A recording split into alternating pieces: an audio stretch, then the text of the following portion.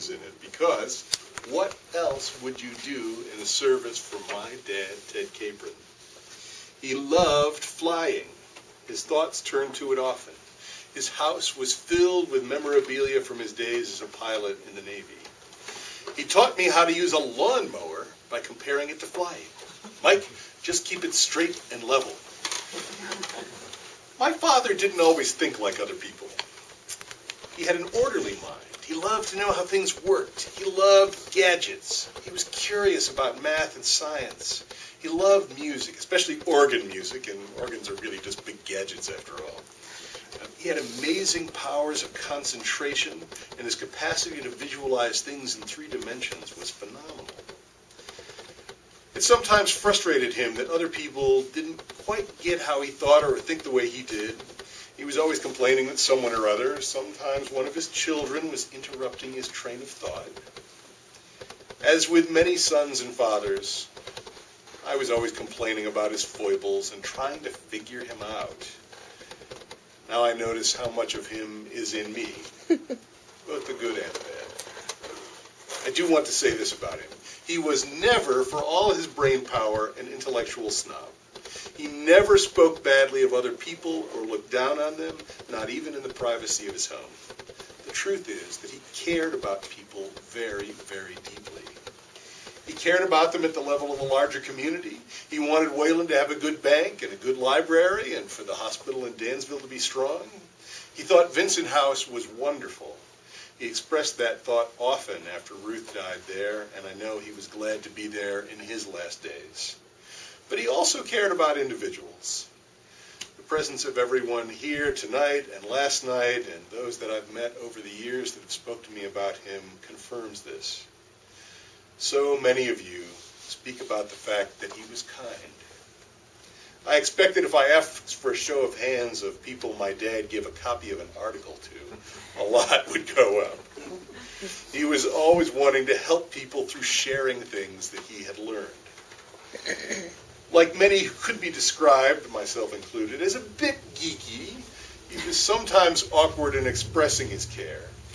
But I know that those gathered here now saw beneath the surface to the genuine affection that was surely there. So Ezekiel 17. It's an allegory of 2 eagles. I read you the part about the good eagle that represents God's beloved Israel. I'm not going to read about the bad eagle that represents Babylon.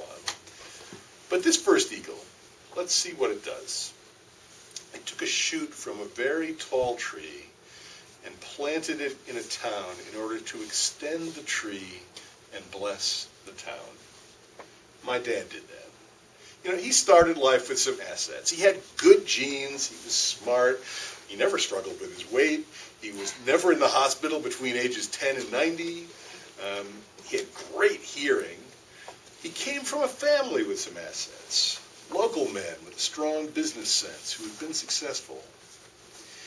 His father, Theodore Jackson, saw potential in him and sent him to get a good education. There is a lovely letter that my dad saved from his father, encouraging him in his first year at Rensselaer, saying that he had unique and special gifts. Now back to that eagle. It also takes an innocuous seed from the land and places it in fertile soil where it sprouts and it grows. And my dad was like that.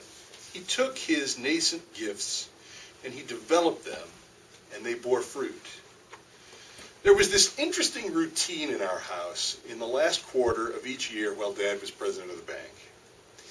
He would be a bit nervous about how much profit the bank would turn that year, and when the books were closed, they would usually have had a great year, often breaking previous records. And then he would get nervous all over again, saying it can't possibly go this well this year. But generally it did, year after year. My brother's smiling here, remembers it. It was good for the employees, it was good for the depositors, it was good for the borrowers, and good for the stockholders. He would have described it as simply doing his job. But he was also helping this town that he lived in for 80 of his 90 years. At the calling hours for my mom, someone came up to me and said that my dad was the fairest man she ever worked for. That really touched me.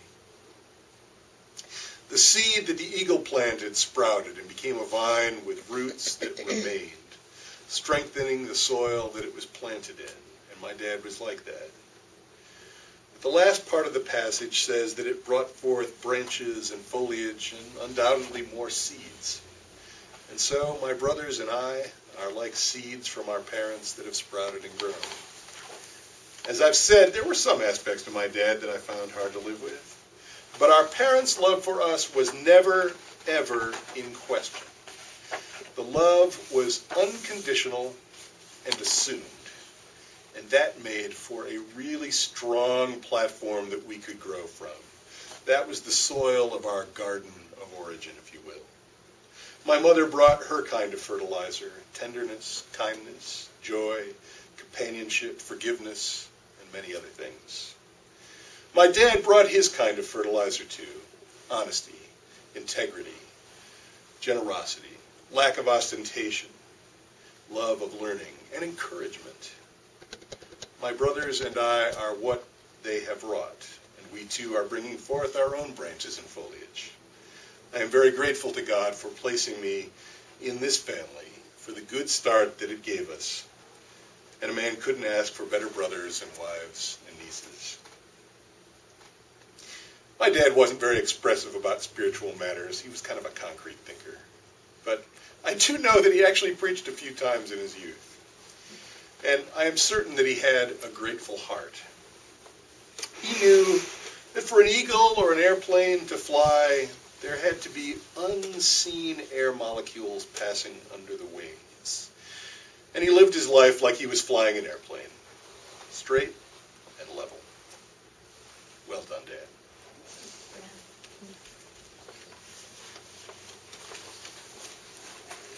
So, ladies and gentlemen, this is an opportunity we'd like to invite you. If you have memories of Ted, of his family, and moments that you shared with him, please take a moment and share those with us. It would be very meaningful to the family.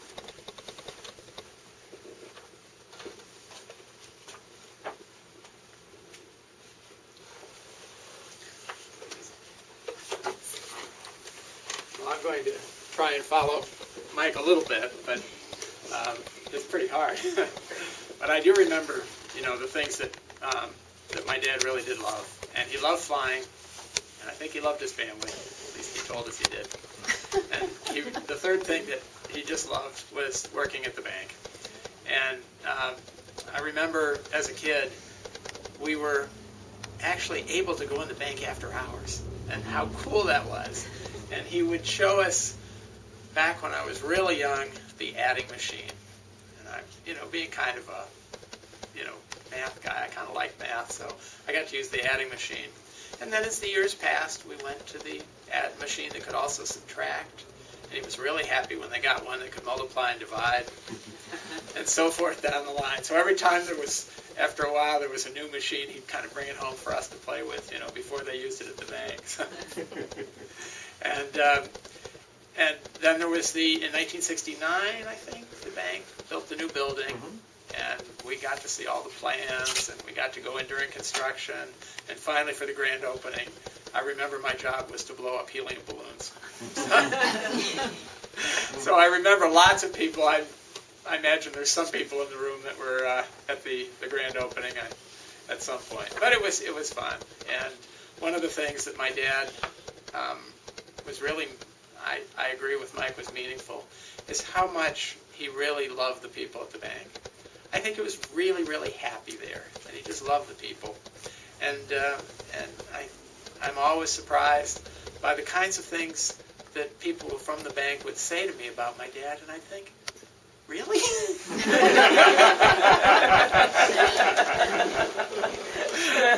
Because he wasn't always like that at home, but it was his third true love. So for those of you who are associated with the bank and knew him that way, thanks. My name's Vic Saxton, and Cora and I, our family, we lived next to the Caprons for 22 years. And so for 22 years, Ted and I have been friends, I would say, and it was quite neat because because at the beginning, of course it was Mr. Capron, and immediately it was, no, my name is Ted. So that was like I was saying to one of the boys last night, that would be like, calling Mr. Hrobit Prof or something, you just didn't do that, but anyway, so we got to, we talked a lot over the years and learned a lot, and we shared a lot, and, just talking about even Little Whalen history and his family, and it was very interesting, and we always enjoyed, and over the years, we would talk about hydroponics, we'd talk about helicopters, we'd talk about World War II, audio-visual equipment, building. But anyways, what I wanted to say was our oldest boy, Rick. Ted really took a very special interest to Rick. And he really, really, really inspired Rick to, to try to do all the best that he could do. And if it was from picking up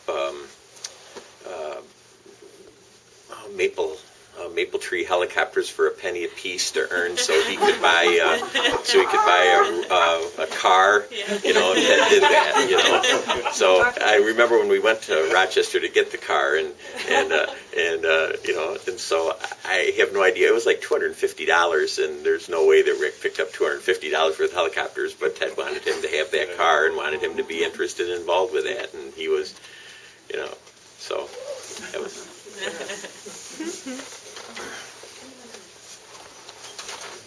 I remember Ted from model helicopters, and we talked a lot about his flying in World War II and that sort of thing. And I had the opportunity to get him into a seaplane, and it was just a ton of fun to see him enjoy. He and his wife both enjoy the seaplane ride. He got to sit up in the front seat, and it was unbelievable to see how much joy he had doing that. It was terrific.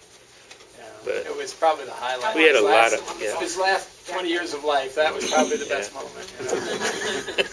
We had a lot of fun with helicopters and building and learning about them. That was.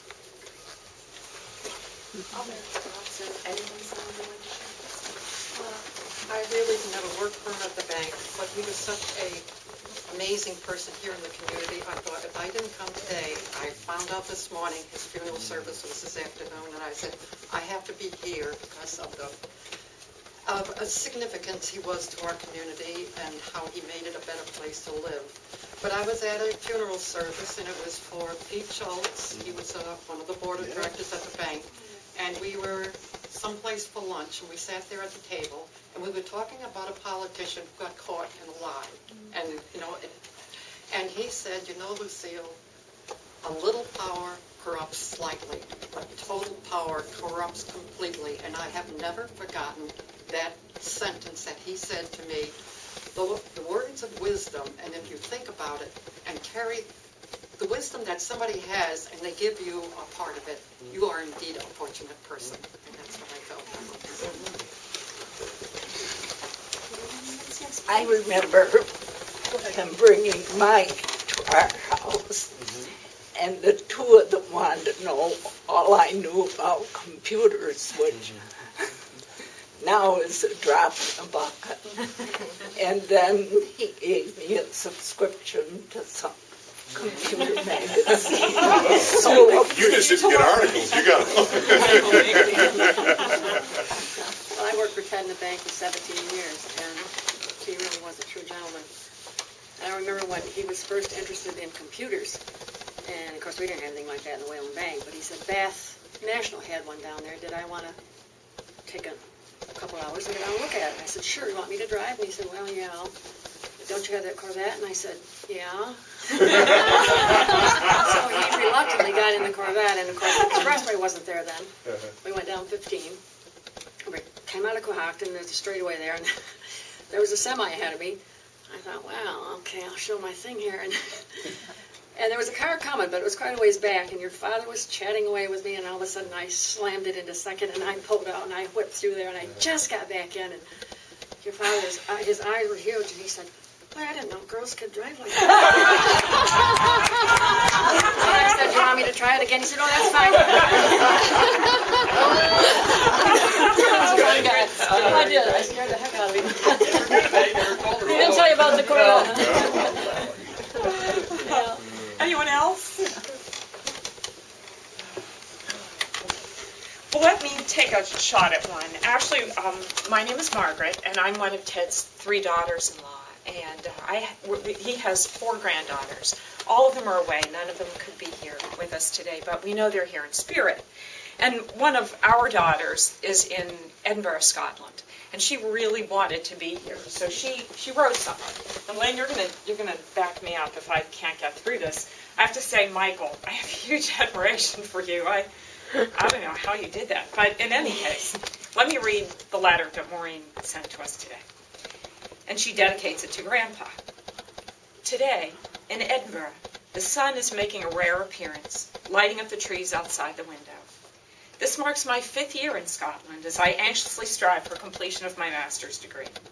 It's been a long road, and being so far away from my family is difficult, especially at a time like this. When I learned that my dad had driven to New York to see his father in the hospital, I knew what was coming. Grandpa Capron had been the picture of health as long as I could remember. After all, how many men reach the age of 90 and still live in their own home and retain such sharp mental cognizance? I was greatly comforted to know that my cousin Lauren was able to drive home to visit Grandpa, and with her help, I was able to speak to Grandpa and tell him how much I loved him. I was relieved to learn that he passed away peacefully. But I'm overwhelmed by the memories that my family had during our many summer visits to Wayland and Canandaigua Lake. My cousins and I learned to water ski off the side of the trusty Boston whaler. Ted rigged that up. It was sort of a Rube Goldberg kind of thing. And we girls used to play by the willow tree on the side of the lake while the adults looked on. When we stayed at Grandma and Grandpa's house where we were young, my little sister Julie and I couldn't wait to splash around in their massive bathtub. To us, it looked like a giant swimming pool. We still laugh about how Grandma mastered the art of serving meals down to the exact second, and how the layout of the table was always exactly the same. Of course, Grandpa branched out after her death. We were shocked to learn that he'd developed a taste for Chinese food, even if it was just the rice, and a true passion for broccoli salad. Always a fan of technology, I'm sure he knew more about computers than me, and he was always a fan of the latest gadgets. While Lauren, Victoria, Julia, and I grew up and traveled around the world, it was oddly comforting to return to our house, to visit a house that remained essentially the same as it was throughout our childhood. As a child, my relationship with my grandfather was complex. But as I grew older, I learned to appreciate the strong values that he possessed. All of his granddaughters understand the value of hard work and a good education. While emotional affection was not exactly Grandpa's style, he was beyond generous with the contributions that he made to help us realize our dreams of a university degree. That was his way of showing us how much he cared. Ted Capron was my last living grandparent, and losing him is like losing the last connection to my childhood. While I've been unable to visit in the last few years, I believe that he was happy to maintain contact via the phone calls that we shared.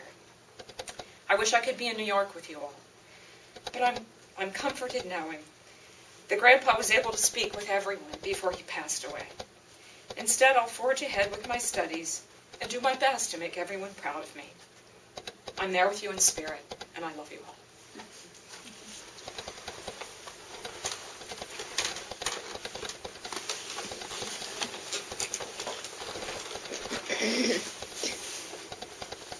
My dad had a love of books, mostly for the hobbies and things that covered. So when he got into hydroponics or helicopters or radio-controlled model airplanes, he would buy an entire library worth of books and just about anything available. And that extended through his whole life and included, I think when he got a little older and maybe in his mid-80s, he decided he needed to work on balance and exercise, so he took up Tai Chi.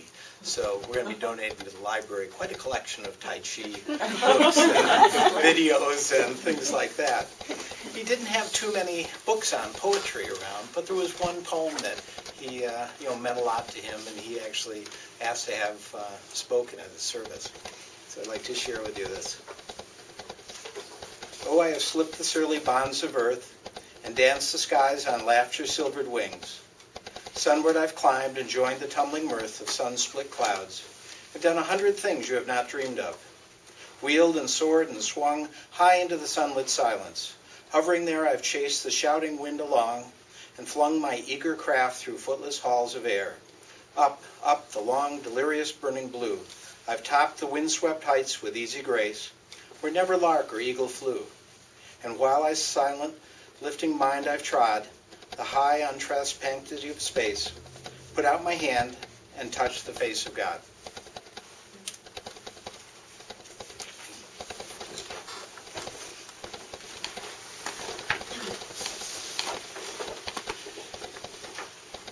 I think maybe it would be appropriate to have just a minute or two of silence before we pray the Lord's Prayer together, and to use that silence as a chance to thank God for my father and the things that he meant to us, and to begin to think about our goodbyes. And then I'll cue us to jump into the Lord's Prayer, and please say it in whatever way you are accustomed to saying it in your church, and we'll have a little cacophony in our unity.